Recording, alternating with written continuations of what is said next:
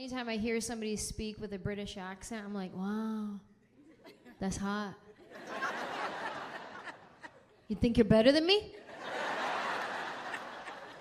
I like to talk in that accent. It's really fun. It sounds either really sexy or really condescending. There's loads of things to do there.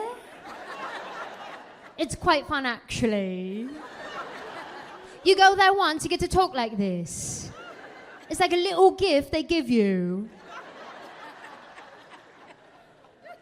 Like there's something about it. It sounds so smart and astute. I don't know what that means.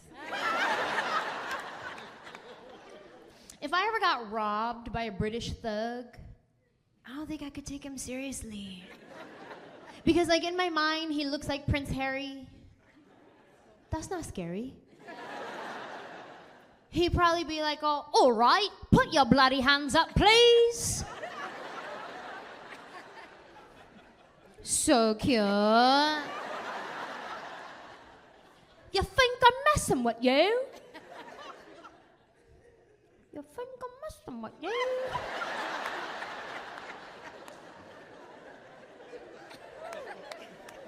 All right, give me your wallet.